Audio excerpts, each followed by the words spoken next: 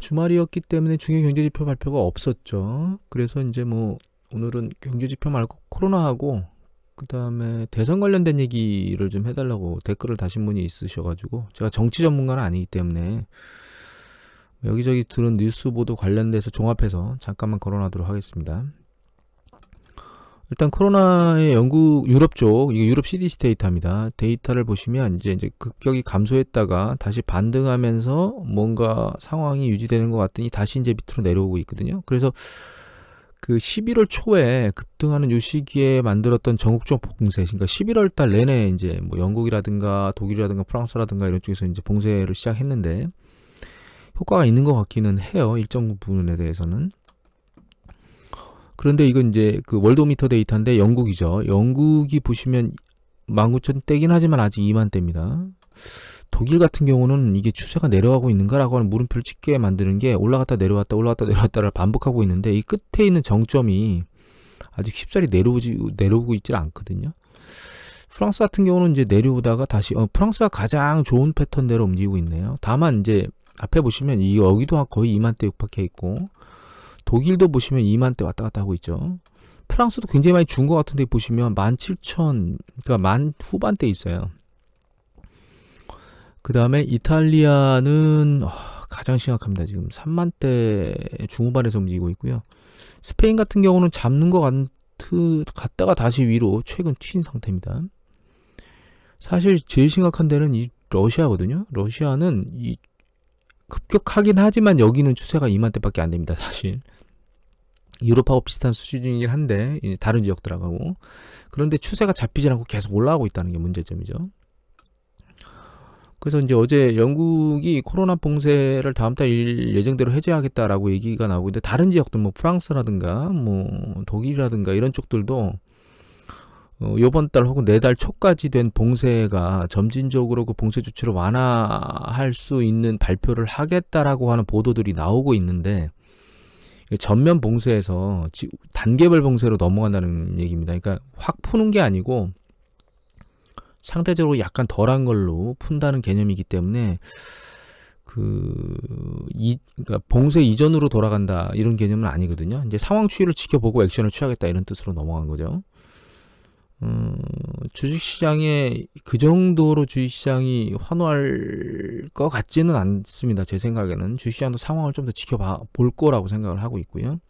일단 추세 자체가 잡히고 있는 게 아닌가라고 하는 물음표는 찍을 수 있는데, 이제 이게 중요한 이유는 크리스마스를 봉쇄 조치를 해제하고 보낼 수 있을 것인가에 대한 부분 때문에 그렇습니다. 제가 생각하는 관점에서는. 그러니까 그 2차, 유럽 같은 경우는 2차 유행이고 미국 같은 경우는 3차 유행인데, 이 3차 유행에서 정말 중요한 부분은 결과적으로 봉쇄를 잘 해결해서 올 겨울에 이제 크리스마스 특수를 제대로 좀 보낼 수 있겠느냐에 대한 부분일 거예요. 12월에 그렇게 혜택을 보내지 못하면 12월 그러니까 경제 성장률이 밑으로 뚝 떨어질 거기 때문에 경제 지표가 굉장히 좋지 않게 계속 나오게 되겠죠. 지금 JP모건 같은 경우는 1분기에 성장률이 마이너스로 나올 것이라고 가장 먼저 발표를 했는데, 잘못하면 올해 4분기도 경제 지표가 안 좋아질 수 있거든요. 그래서 이 봉쇄 조치가 점진적으로 어떻게 해제되는지를 잘 봐야 될 것 같아요. 죄송합니다. 아침이라 목소리가 막 갈라지네요.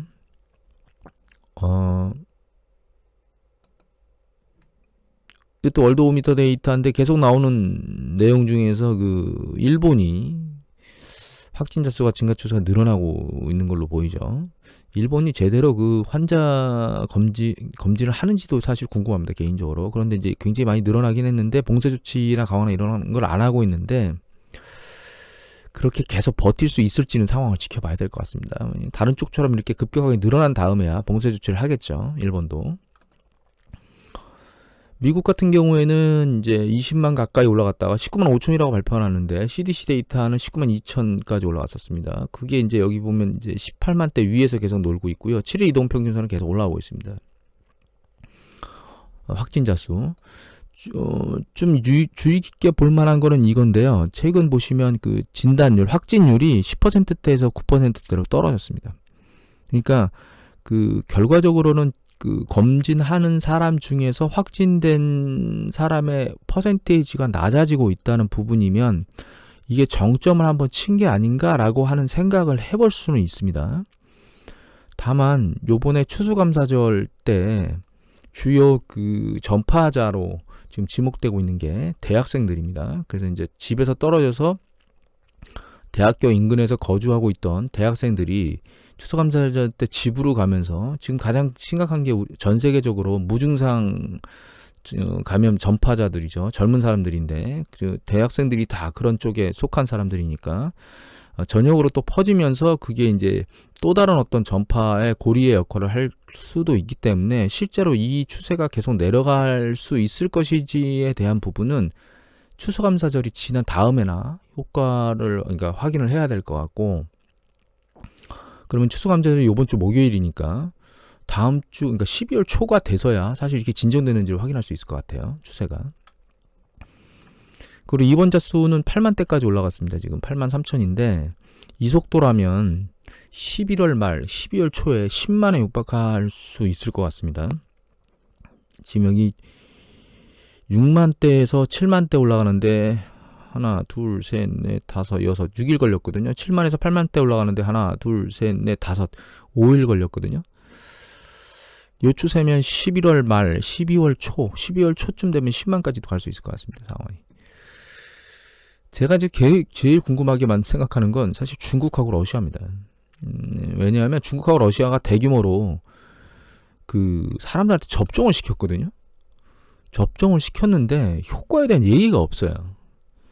뭐 이게 부작용이 났다는 동안 안 났다. 그러니까 부작용이 났다면 그거는 중국이나 러시아에서 말을 안 하겠죠.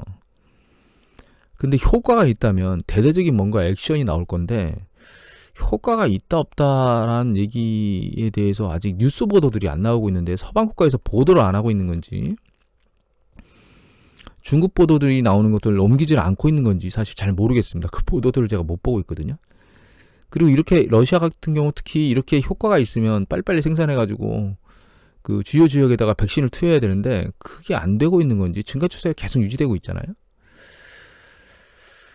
중국하고 러시아의 백신을 그 만드는 기술력이 그 서구 선진국에 뒤처지고 있을 수도 있는 부분에서 이럴 수도 있고, 아니면 진짜 백신이 미국에서 말하는 94, 95 뭐 이런 것만큼 사실 안 될 수도 있다라는 생각을 개인적으로는 하고 있습니다. 어느 쪽일지는 이제 상황을 지켜봐야 될 것 같고. 그리고 어제 미국에 그 여기 보시면 5월 달에 집단 면역을 기대한다는 보도가 나왔습니다. 집단 면역이 됐다는 얘기는 코로나 사태가 끝났다는 거죠. 결과적으로는. 근데 문제는 이게 집단 면역이 되려면 전 인구의 70%가 그 항체를 가지고 있어서 면역이 돼야 되는데 전 인구의 70%를 맞힐 수 있는 숫자나 있는지 모르겠습니다. 지금 올해 해봐야 뭐 2천만, 뭐 5천만 합해야 뭐 여러 가지 백신들 합해야 그렇게 얘기를 하고 있는데 내년 5월까지 그렇게 생산해서 여기 이제 저기가 안 가는 신뢰가 안 가는 게 이것만 읽어도 신뢰가 안 갑니다. 도널드 트럼프 미국 행정부의 백신 개발 총괄자래요. 트럼프란 단어가 들어가면 신뢰가 떨어지죠. 말도 안 되는 얘기를 하고 있다고 저는 생각하고 있는데 만약에 이게 진짜라면 주식시장이 가만히 있을 리가 없습니다. 지금 오늘 우리나라 주식시장하고 미국 주식시장 보면 여기에 이제 반응하겠죠. 상황을 좀 보죠. 그 다음에 대선 얘기인데요. 대선 불복을 계속 하고 있긴 한데 문제는 점점 대선 불복이 실패로 돌아가고 있는 것 같아요. 각종 뭐 주변에서 계속 그 시간 끌기 전략을 하고 있는데 그런 것들을 다 이제 무마시키고 법원에서는 계속 그러니까 무마시키고 기각시키고 그다음에 선거인단을 막 확정하는 주들이 늘어나고 있고 미시건주인가요? 어딘가는 선거인단 2명 공화당의 그 선거 확정하는 사람, 그 사람 둘을 백악관에 초청해가지고 뭔가 얘기를 했는데 그 두 사람의 반응은 별다른 게 없었다라는 반응을 했다는데, 그러니까 그 사람이 이제 확정할지 안 할지는 그 사람들이 모르겠는데 상황 추이는 계속 불리한 걸로 돌아가고 있습니다. 사실 또 한 가지 중요한 건요, 이게 마지막 남아있는데 지금 조지아 주가 아직 상원이 다 그 뽑히질 않았습니다. 그래가지고 그 1월 5일 날인가요? 그 조지아주의 상원 2명을 다시 뽑아야 되는데 지금 상원 선거는 공화당이 50명, 민주당이 48명으로 지금 확정되어 있는 상태거든요. 나머지 2석이 조지아주입니다. 1월 5일 날 재선을 뽑아가지고 조지아주에서 2명이 민주당이 가져가면 50대 50이 되게 되고, 그러면 최종적으로 50대 50의 동률이 의회에서 나오면 부통령이 거기에 한 표를 실행할 수 있습니다. 그러면 민주당이 돼서 민주당의 부통령이 저기 설정되어 있죠. 들어서겠죠. 그러면 민주당 부통령이 당연히 민주당의 손을 들 거기 때문에 블루웨이브가 형성됩니다. 하원까지 합해서.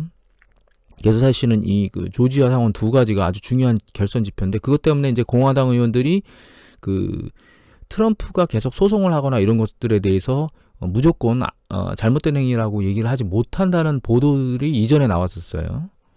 그런데 최근에 보도의 흐름들이 어떻게 바뀌고 있냐면 이미 이제 승복이나 이런 부분에 대한 부분이 점점 강화되면서 이제는 트럼프가 그걸 승복하고 약간 물러나야 되는 패턴으로 바뀌어야 된다라고 그렇게 공화당 의원들이 뭔가 흐름이 바뀌고 있는데, 그 이유가 또 조지아주에서 있을 선거, 상원의원 선거에 영향을 미칠까봐. 그러니까 전반부에는 공화당 쪽에서 어떤 인식을 하고 있는 사람들 때문에 트럼프가 소송할 수 있는 권한이 있는 거야. 그렇게 이제 놔뒀다가 점점 전체적인 흐름, 개표 결과가 나오고 이런 것들이 나오면서 당연히 이제 뭐 특별한 조작이나 이런 증거가 안 나오니까 바이든한테 평화적인 정권 이양을 해야 되는 거야라고 이렇게 계속 넘어가는 패턴으로 가는 이유가, 그 공화당에서도 사실 이게 정당한 이양이나 이런 것들에 대해서 생각하는 사람들이 있을 수 있겠죠. 민주당은 당연히 그럴 거고. 그래서 이제 혹시 공화당에서 그런 쪽이 이탈해가지고 이 조지아주 상원의원 결선 투표에서 공화당이 의석을 잃을까봐 그런 부분 때문에 약간 패턴이 바뀐다라고 하는 뉴스의 결이 약간 흐름이 바뀌고 있습니다. 그래서 결과적으로 이제 조지아주의 상원의원 선거가 1월 5일 날 때, 그때 이 2가지 두 석에 의해서 블루웨이브가 완성되느냐, 그렇지 못하느냐. 그러니까 2석을 다 뺏어가야 되죠. 한 석만 뺏어가서는 다수당, 그러니까 나중에 선거에서 51대 49가 나올 거기 때문에 의미가 없고, 그 2표가 중요합니다. 그래서 둘 다 이제 상원으로, 그러니까 민주당이 가져가게 되면 정말 그 주시장에는 긍정적인 패턴으로 넘어가는 게 아닌가 그런 생각을 하고 있고요.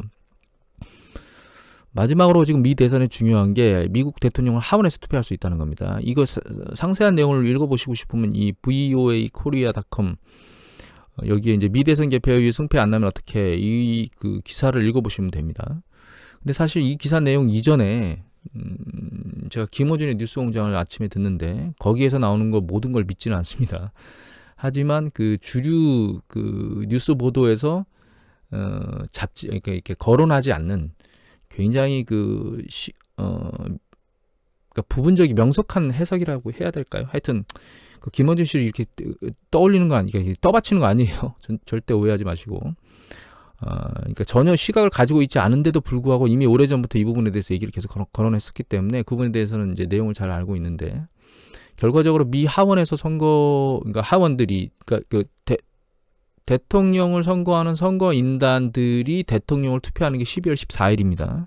근데 12월 14일까지 만약에 뭔가 선거인단이나 이런 게 확정이 안 돼가지고 대통령을 뽑을 수 있는 상태가 안 되면, 선거인단이 대통령을 못 뽑으면 하원에서 선거를 뽑게 돼 있는데, 하원에서 상원이 아닌 하원에서 그 대통령을 뽑는 이유는, 상원 같은 경우는 그냥 주별로 이렇게 할당되는 그런 구조이고, 하원은 국민의 숫자대로 뽑는 개념이거든요. 그래서 하원이 그 대통령을 뽑도록 돼 있는데, 하원에 있는 의원들이 다 대통령을 뽑는 게 아니고 하원 중에서 그 주의 다수당인 당이 한 표를 가지게 됩니다.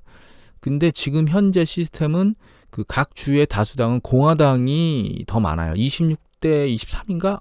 하여튼 그 정도 될 겁니다, 아마. 그래가지고 지금 뽑으면 트럼프가 뽑힐 가능성이 높아요. 그런데 지금 요번에 선거 결과로 보면 아직 최종적으로 어디가 확정됐다라고 나온 보도는 없었는데, 이 기사의 내용에 보면은 요번 선거가 관여된 그 하원 결과는 민주당이 유리하답니다.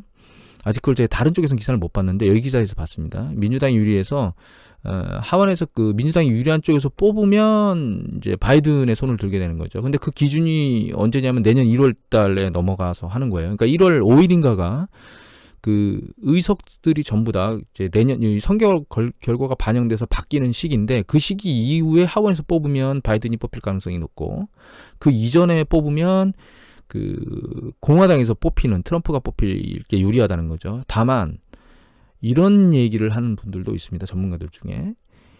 만약에 올해 뽑는다 하더라도 미국의 공화당 하원 의원들이 트럼프를 뽑지 않을 가능성도 상당히 존재한다. 그 이유는 왜 그런 거냐면, 결과적으로 그 국민 투표를 해가지고 선거인단을 뽑아놓은 거는 국민들이 대통령에 대해서 자기의 투표권을 행사해서 만들어낸 결과인데, 그 결과가 특별히 이상이 없는 상황에서 이미 다수당이고 306도 얼마인가요? 하여튼 바이든 대통령이 뽑혔다고 그러니까 확정은 안 됐지만 가시적으로 다 보인 상황 하에서 공화당 의원들이 민주주의의 가장 기본적인 국민 투표권을 무시하는 그런 투표 행위를 할 수 있을까라고 하는 부분 때문에, 올해 최악의 경우 하원에서 뽑는다 하더라도 트럼프가 될 가능성은 보다는 바이든이 될 가능성이 높다라고 얘기하는 그 전문가들도 존재합니다. 그래서 미국 대선은 안개 속에 혼재되어 있긴 하지만 이성적인 상황에서 흘러가면 바이든이 되는 거라고, 어떤 형태로든 바이든이 되는 형태로 갈 거라고 판단을 해야 될 것 같고, 만약에 이런 여러 가지 얘기에도 불구하고 하원에서 트럼프를 뽑는다면 정말 혼돈스러운 상황이 미국에서 발생하지 않을까요? 그때가 되면 진짜 어떤 분이 얘기하는 것처럼 주식이 크게 폭락할 수도 있는 가능성도 존재하게 되는 게 아닐까, 이런 생각을 하게 됩니다. 오늘 이것으로 마치도록 하겠습니다. 감사합니다.